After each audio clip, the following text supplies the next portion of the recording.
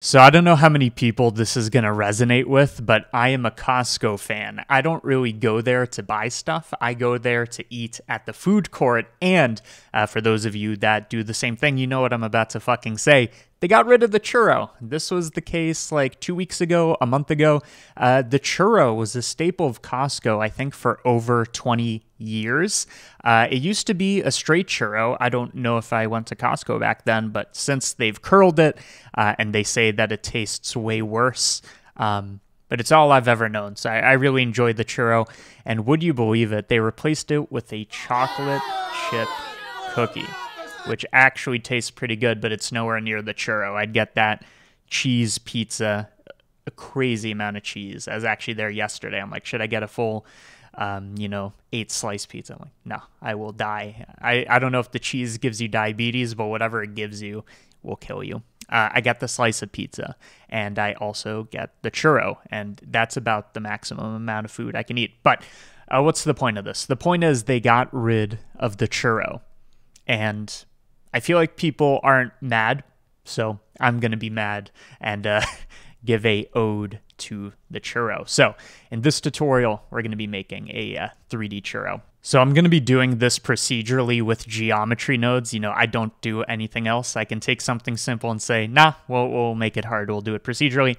Before we get into that, I actually just want to show you the idea of what we're going to be doing, which I don't do very frequently. So imagine we have a Costco churro and it twists and stuff like that. I know this is a bad demo, but this is a Costco churro.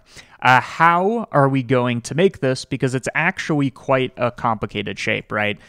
It does the twisting. It doesn't just twist, but it has like ridges and powdered sugar, and clearly it's based on a cylinder. Well, let's take this one step at a time. So the Costco churro, step one, kind of looks like a very tall cylinder. Of course, it has properties like twisting, but step one, make a cylinder. The next thing I want to do is I guess I want to kind of create a cross section of this. Like right now, this is a circular cross section for the cylinder, but really it should be more of this like kind of like ribbed like star shape. So step two is we are going to make kind of like this shape. Step three is instead of this circular cross section, I'm going to like swap it out over here. So we're going to end up with something that looks more like this. So I'm going to call this cross section. Are you enjoying are you enjoying me writing this down? I think it is good to organize, and you might have guessed it. This is a sponsored video for a tablet. It's a Huion tablet, but I don't need to talk about that right now. So showing it off. Cross section. I'm going to replace this cross section with the star, and then finally, well, I guess not finally. Step four, I need to like take this like churro thing we have. Now it's going to be sideways, and we have to add some like twists to this. And there's a bunch of ways to do that. And then finally, we are going to sprinkle powdered sugar on top. Okay. So long story short, there are 5 steps to make this. So yeah, as I just implied, this churro tutorial, very important tutorial, is sponsored by Huion. I should have put a time code on the screen if you're not interested in listening to this, but in terms of graphics tablets, which is what this is, it actually is pretty dope. So if you're well, whatever. Let me get into the spiel. So I got sent a Huion Kamvas Pro 13 model graphics tablet. And usually people use this kind of thing in the context of Blender for making like grease pencil or I guess any kind of 2D animation, drawing specifically. But that's not something that I actually do. So I thought that I would do kind of like this demo that's actually relevant to the tutorial, kind of like an annotation style schematic. Basically, all you need to know about, I guess, graphics tablets in general, but specifically this one, which I do enjoy, is you have your kind of like HD display. This is one with a display, not a not just like a blank slate where you have to look at your computer, which is a bit hard. But I was able to get this in 21 by 9, which I know most people would be like, why are you doing that, right? It's not taking up all the screen. It's because my computer monitor is 21 by 9. But anyways, I have pressure sensitivity on the pen, so I can actually have variable radius and strength as I draw. And additionally, you'll probably see at some point in this video that this pen has 2 buttons that you can map to whatever. I mapped one of them to annotation, so literally the key, the letter D, which is how you make an annotation in Blender. This is what I use to explain in these tutorials. And then the other one is just Control Z undo if I made a bad stroke. So you have that. Obviously, you have buttons on the side of this thing for other key maps. I don't use it, but you totally can. So hopefully I'm doing some demos and you're seeing some stuff of not only is it faster, obviously, to use a pen, at least if you were taught in school how to write, which I wonder if that's going to be phased out, written out of history, literally. But at the moment, writing is much more precise and faster. If I was to write the alphabet, it's easier, okay? It's more precise and it's faster, and drawing with a mouse just doesn't make sense. So again, this is more so of a sell for grease pencil people, right? But there are other use cases. There really are. I mean, maybe some weirdos out there are just using this as a mouse replacement, which I could see some use cases for. But either way, graphics tablets in general are quite useful. And then specifically this one, which I will put a link in the description, does everything I'd want it to do, honestly. So I would, recommend it. No reason not to. I haven't played around with many others. I have played around with, I guess I shouldn't reference another brand. They probably don't like that. But this one's pretty nice. It has all your cables, all your accessories. There's this weird thing with the double USB-C, which maybe is to deliver data and power or something. You got to make sure you orient that correctly. But okay, whatever. End of spiel tutorial. Okay, tablet off to the side. I've done my duty. I've done my sponsorship obligation. Okay, let's get into it. So we're going to go into geometry nodes. Cube is going to be a geonodes object. You know the drill. And we said step 1, I think, was to make a cylinder. Okay, so done. Let's make that cylinder a bit taller. I guess even a lot taller. And now I'm saying that I want to take this cross section and make it not a circle, but kind of like this star shape. Okay. The reason I say star is because there's actually a star primitive that we can base this on. So we want the cross section of the churro to be kind of this woven, I don't know what it's made out of, flour or whatever, cinnamon and flour kind of thing. So I'm going to increase the number of star points. I'm going to make it so that it's not as pointy, and then to really make it smoother, you can run it through a fillet curve, which you can increase the resolution of, and this is a good way to get kind of a rounded cogwheel kind of shape. Now, I'm saying that I want to take the shape and kind of sweep it along here. There are ways to do this using meshes, but they're actually much easier to do using curves. So I just put the cylinder there as a little demo because I said that would be step 1, but it really wasn't. Okay. Instead, what I'm going to do is I'm going to sweep this along a curve line, which I'm going to make much taller. So I want you to imagine, let's bring our tablet back over here, that this is kind of the length of our churro, and then along it, we're going to sweep kind of these star cross sections, okay? So to do that, put the pen away, to do that, very simple. You take your curve and you turn it into a mesh, and we're going to put that fillet curve, and all of a sudden, we got this nice cylinder-based shape with the cross section. It kind of looks like a cookie cutter, okay? I'm going to make this much taller, even taller, And that is the base shape of our churro. If you want to kind of fill in these gaps, you can do that. And we are going to want to do that because we're going to need to be able to view this from every angle. Okay. Next order of business, you might think, is to twist this.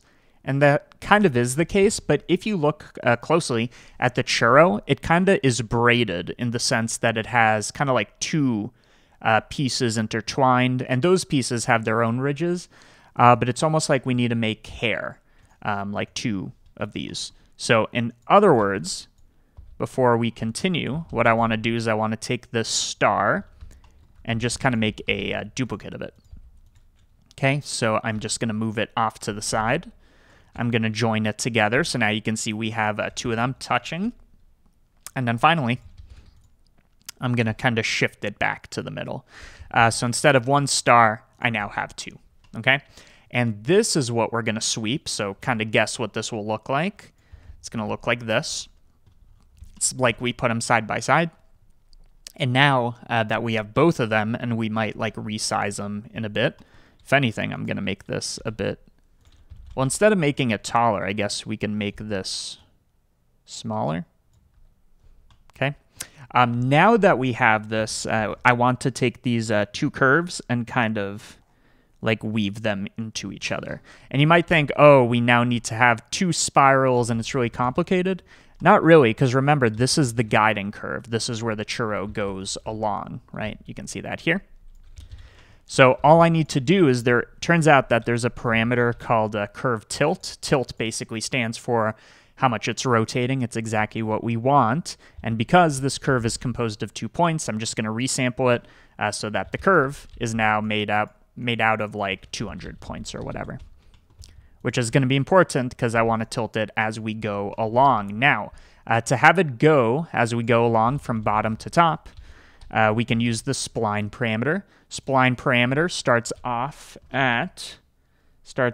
at 0 and then goes up to 1. I might have that reversed, but it goes from 0 to 1, which is good because you can just plug that in and you can see it's starting to weave into each other. Really, it's just spinning.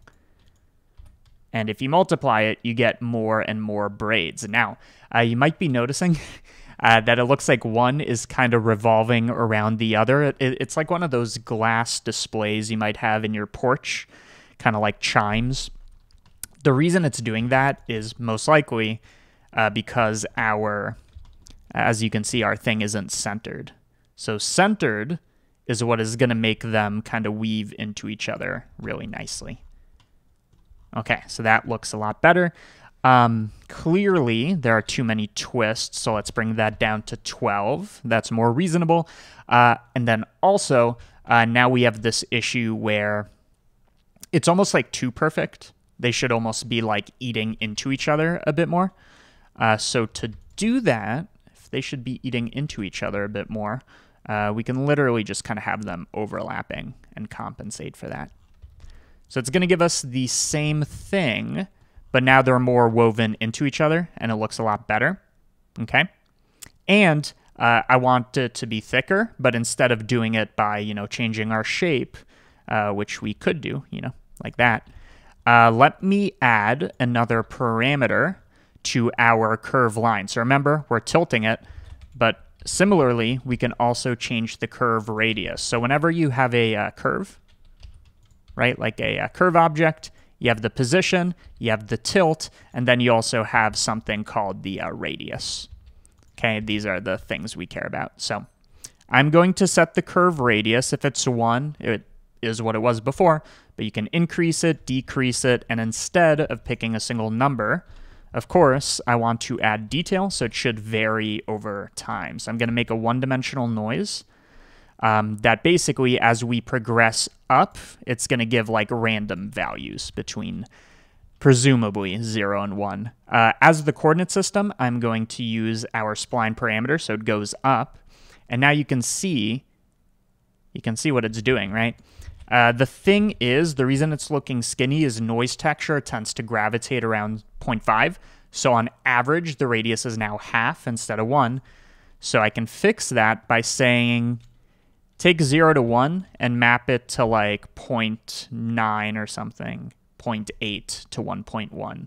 So this is before, after. To make it a bit clearer, we can do something like that, bring down the detail, and now you can see this is an added layer of imperfection, which is a good thing. By the way, you can set this to smoother step to get kind of like a different kind of thin thing going on. I don't think I actually like that. So I'm going to go back to linear. Okay. So we have our base shape. I think the only other thing I'm going to change is I'm just going to make this a bit thicker in terms of the cross-section. Okay, so now we save. But now what we want to do, what did we say? We want to twist it. We have the ridges. I said I wanted to add powdered sugar. I mean, I guess that's the case, but I want to see if there's any more detail that I want to add here. So remember, completely procedural. I can increase this or decrease this until it's roughly the correct kind of length and shape. Again, we look at our reference. It seems like it's actually much more tightly braided together, surprisingly enough. So let me just kind of modify this so that they are closer together, but then also centered. And this will give us more of a tightly woven kind of look, which looks pretty good. Okay. I wouldn't eat this yet, so you know we need to fix that part. So to make this look more edible, it looks too perfect. It looks like you eat this, it will cut your tongue. You can see it's made up of a lot of geometry, right? Because we have this resampled curve and we're sweeping a cross-section along it. We can exploit, another word for that is use, that geometry to basically add more detail. So I'm going to set position, which is basically going to let us move the points. I'm going to use a three-dimensional noise this time, which by default, it works, but you can see it's kind of moving everything up and to the right.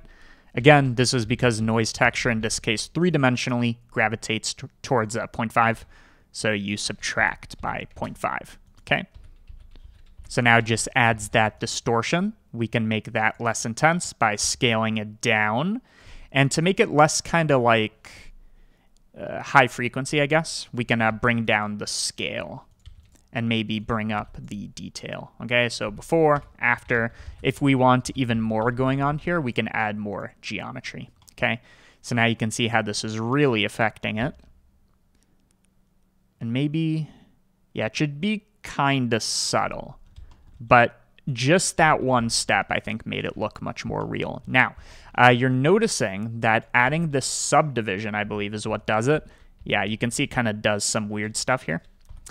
This is because we actually have an n-gon up here when we hit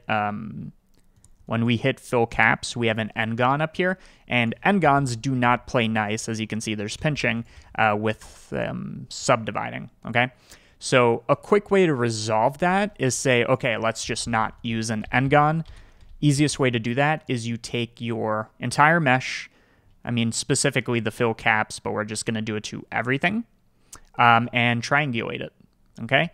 Doesn't seem to solve it perfectly, but that is much better, okay? And you can play around with these settings to see what kind of triangulation you want. Okay, so that's a bit better. So let's see. Before, after. I think I do want to hide this just a bit more. And I'm going to do that by saying, okay, this has, let's use our pen. This has a certain radius, right? That's, you know, it's varying, but it's staying pretty consistent here. What if at the two endpoints, they pinch a little, right? Which would kind of be how you'd actually produce this, but it will also hide kind of these artifacts. How do we want to do this? We could do this using a set curve radius like we're doing, but I think honestly it would be pinched kind of like two-dimensionally, right? So we look at it from the side and it's among, I guess I'll do that opposite. It's on this axis that we're kind of squeezing it on the Z, right? That's what I'm picturing here.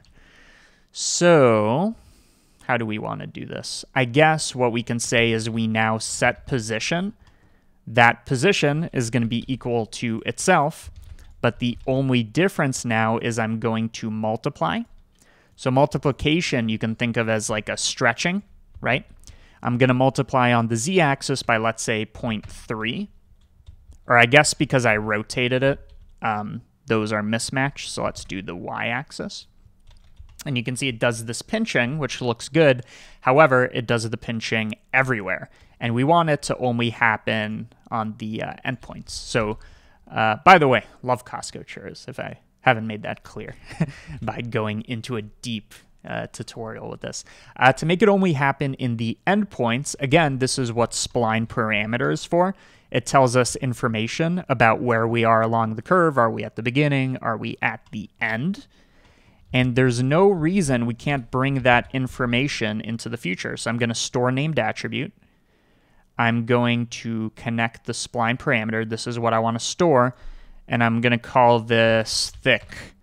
You know what? We have fun here. 2 C's. We're going to store the thickness of this. I think point is fine. So it's stored as curve information, as you can see right here. Let's see if that increases. It does. Okay, so that goes from 0 to 1, this thick column. Great. I don't think the tilt would affect this, but I guess there's no reason to not put it earlier. This information should come into the mesh part of this. And it does, right? Because you can see this is what's being viewed, and there's this. Okay, what's my point? The point is now we can take a named attribute. Specifically, we can take thick, which again goes from 0 to 1. And we can kind of, how do I want to do this? I guess I can make the multiplication vector kind of like its own like outsourced thing. X and Z, I guess we don't change, and the Y parameter is what we change. And now you see it's starting thin, and then it goes thick because it's going from 0 to 1 as it goes up the curve.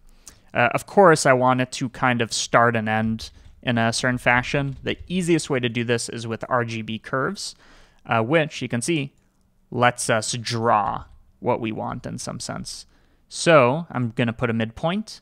I'm going to make the endpoint also 0, so now you can see we're getting something a bit closer. And to make sure it doesn't pinch all the way, I'm going to take this and just kind of add a bit of a boost everywhere. Okay? So now you can see we have some nice pinching. And you could get more like complicated with this, like it does something to the x-axis or whatever, but I think that's pretty good. I'm going to make it even more subtle, and you can play with the curve, like how intense the fall off is. Okay, so I am enjoying this, okay? So we have, let's review, we had a curved line. We had our shape that we're using as a cross-section. We generated this mesh. We triangulated it for the fill caps, subdivided it to get more geometry for this distortion, and then we pinched the tips. I think finally, minus materials, is I want to add powdered sugar, and the easiest way to do that, well, actually, I guess before we do that, we can actually vary the shape a little, right? It's kind of like a perfect line. So why not take the curve that's been resampled, and just like we've been doing, I can just copy this over here. We can modify the position. So what is it that I'm doing? I'm taking this curve, and I'm just kind of like adding noise to it. Clearly, the detail needs to go down, and the scale needs to go way down, okay? So that it's doing something a bit cleaner. Shouldn't be that high frequency. And now you can see we get the same thing, but it has some like, wiggle to it in some sense. Okay, so before, after, whatever. Okay, so I want to distribute points. By default, it's going to make a lot of points because it takes a lot of surface area already. It's a pretty big object. In fact, it's like 20 meters long. So we distribute points on faces. That's great. You can see why that's what we want. And we now instance, if I can find it, we instance on those points. For each point we generate a little cube of sugar. If you saw that, this might be reminiscent of the Blender Guru gummy candy tutorial, because, you know, same technique. I'm just going to use a random value for the scale, so they're not all the same size. Take this, make it a vector, and do it for a rotation. So here, I am just varying the size and the whatever, okay? Take this, join it together, and now we have a churro with powdered sugar, okay? One thing I'm noticing is that these cubes can be a little too big, so I'm going to limit them at 0.7 for scale, and we should have more of them. Yeah, we only have 10,000 instances, which sounds like a lot, but Blender can handle it. I'm going to make that 4 times as much. Okay, so in terms of the mesh, it's actually looking pretty good.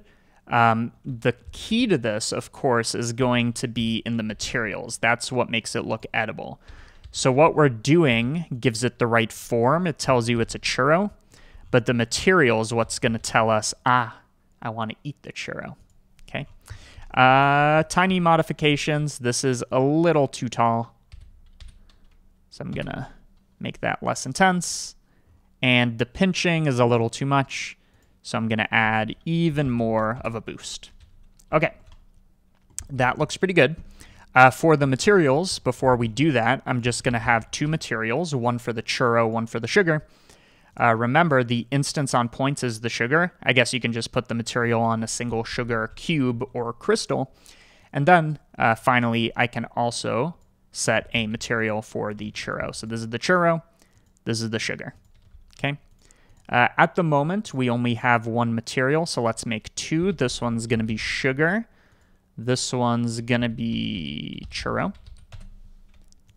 And we now assign them. So this gets sugar, or that gets churro, this gets sugar. Okay? So now if we view this, again, we want to make sure we're looking at the entire thing. If we view this, what we expect is one is going to control one material, the other is going to control the other material. Great. Before we get too deep into this, I'm going to do this via cycles. So I'm just making sure that I got my good hardware enabled. And I'm going to use cycles, which is going to give us that nice global illumination. And I don't like the light, so I'm just going to use an HDRI. But you can see, even in this like gray render, it looks pretty good, honestly. So I'm happy with that. So I have a folder with HDRIs. None of these are really the kind of scene that you'd be in a Costco in, but let's say we took our churro outside, okay? Outdoor churro. What can we do to the material? So first of all, let's start with the churro. So the churro should be kind of like, and this would be a good time to look at reference. It's kind of like this golden brown that gets darker and lighter at certain points. The churro itself should probably be not very reflective at all. In fact, it's the sugar crystals that are reflective, and we could do this with geonodes, but to get like different shadings, like for example, on a ridge, it's very, what would it be, bright or dark? On a ridge, it's very dark because that's what's like touching the hot surface, but in a valley, a little hard to see, but in a valley in between these ridges, it should be lighter. Well, to access that information very simply, we can use an ambient occlusion node. Let's see if we need to do anything with that. Okay, so it's a little subtle. But it should work if we bring out this detail. Here you go. So now you can see our ambient occlusion map. It's like exactly what we want. Make sure this is set to only local, so it doesn't care if it's touching the floor. And you could play with the distance to kind of make it darker. I'm going to say that's good. And I'm going to use these this color ramp to pick the color. So again, where it's black currently, it should be light, and where it's white, it should be dark. So let's have the dark. And then here, let's have the light. Little hard to tell. A little hard to tell. But now you can see we have kind of two colors here that are woven together. Okay? And this is just the base color. We haven't really touched all of these others. So I'm going to bring down to specular. It shouldn't be too shiny. The subsurface, by the way, is the secret to this. If I increase subsurface and make that subsurface kind of like the color of the churro, and I make that a bit softer, you can see all of the sudden, to me at least, let's actually just hide the sugar for now. To me at least, it looks substantially more edible than if we didn't have subsurface. So I found that the secret to realistic looking food is subsurface. Now, one thing to consider is it seems like the ambient occlusion doesn't play too nice at the cap. So let's actually just fix that. I guess, actually, we already have information from the geonodes called, remember, we made an attribute called thick, which goes from 0 to 1. As you can guess, we can perfectly isolate the sections that are at the tips. So I'm going to make those black. In the middle, I'm going to make this white. So now you see we isolated those. And now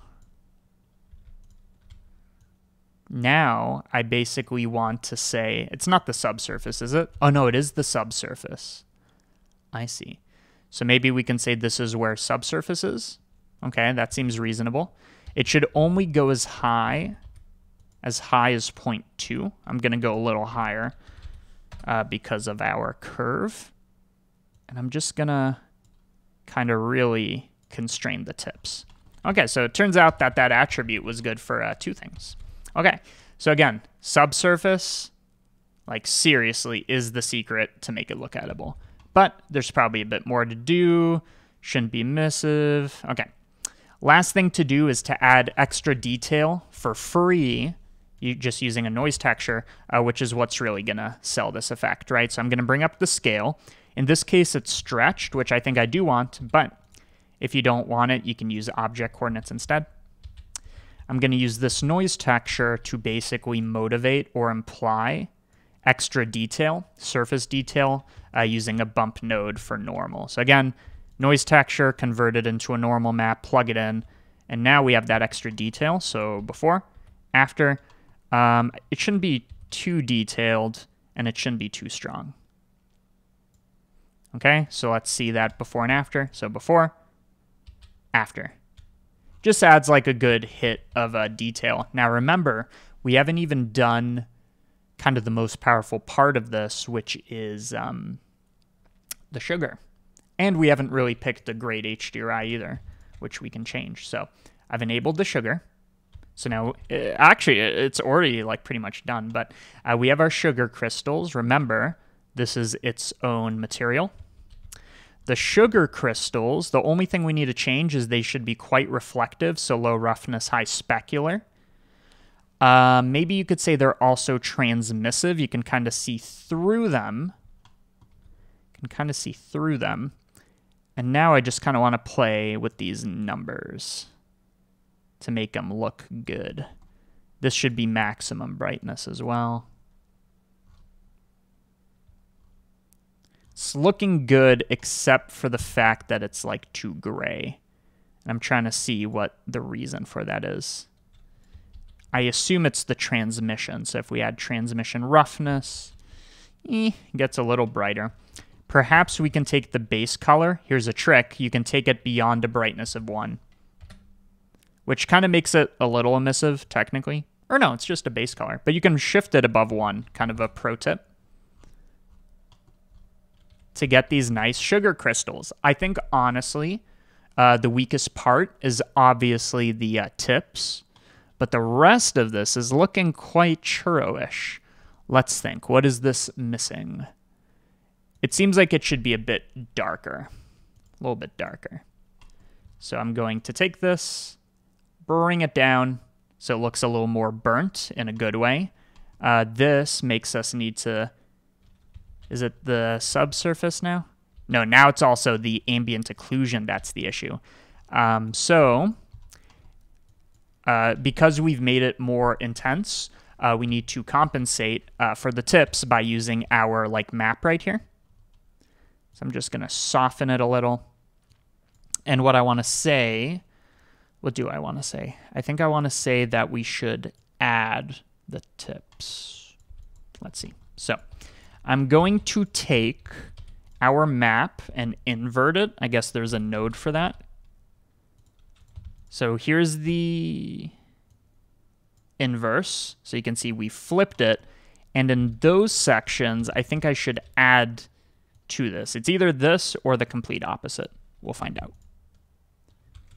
Subtract. Okay, it was the complete opposite. So you can see this takes our map and kind of says for the tips, make it 0, make it black, which will inherit the brighter color. It's kind of the opposite of what you'd think. But now we can see how much we can kind of stretch this so that only the very tips.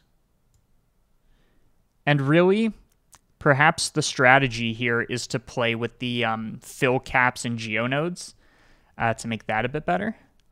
But this isn't looking too bad. The churro's quite long, actually. It's quite long. Only other thing I'm seeing is it looks like one strand of the two spirals is darker than the other. But that doesn't seem true in every single one. Okay. Only other thing I'm seeing that's different is there shouldn't be as many ridges. What I mean by that is you can see there's a lot of ridges from the star. I'm going to bring that down, okay? And we're going to make them more intense. So in effect, this will just make it imitate the Costco specific churro a bit more. Okay. There's our churro. Really, I'd like to see it in a more proper environment. So you can see the HDRI we pick, oh, that's a nice one, really motivates. Wow, that is nice. Actually, let me just grab a quick thumbnail right here, show you how the cookie's made. Is that the phrase? Show you how the... There's definitely something I'm showing you how to make here. I think I need a higher clipping distance in the camera so we can see further. I'm just going to set up a thumbnail. So here's a trick. Use orthographic. The reason for that is it kind of creates an interesting looking image that I feel like looks, I don't know, to me it looks better. So what do I want to do with this? This direction's definitely a better look. I'm going to zoom in. And I'm going to add a subtle depth of field. Yes, very subtle. Increase the distance so it's focused. This is better to do in look dev, I suppose. So it's really far away. There we go. So we're focusing on one part of it. And we can make it a little softer. Okay, so it's there. It's a little hard to see. But here's the before and after. If you can't see it, I can bump up the effect, and now you can really see it. Okay, that looks pretty good. And then final thing I want to adjust, just for the thumbnail, I'm actually going to keep the viewport stuff. I'm just going to shift this over so it's more centered. Look at that. You're watching somebody make a thumbnail. This looks great, by the way. What did I say I wanted to do? I wanted to, change the colors. So in color management, I should have used 4.0 for that AGX, but whatever. Play with the exposure, play with the gamma until I think it looks nice. Maybe also play with the contrast. Yeah, this really looks like a baked good. It's a little too kind of golden. It's getting closer to looking like crisp bread, but that's okay. And then for the overlay, let's just kind of, I don't know. It's like I want to show certain parts of it, but I also don't want to show certain parts of it. I think the issue is I like this outline. However, it's highlighting all those crystals. There is a way around this, but it ain't cheap. And that is taking our instances and realizing them. So they're actual geometry. Not necessary for the render, but it does make the outline. I don't know. I don't think I want that. So I'm going to go for something like this. I think it actually changed the way it looked too. I'm not sure about that. And do we want to add any compositing? Well, let's say we do. Enable always. Here's a tip. You can actually composite and view it live in the viewport. So in compositing, if I did something like adding lens distortion, you're going to see nowadays it actually updates. However, at the cost of some glitchiness, I guess, with that one in particular. I guess you could do something like this, put it under an alpha over. Yeah, it kind of creates its own little issues. Is it worth it? Nah. Okay, so I like that. What other compositing do I want to do?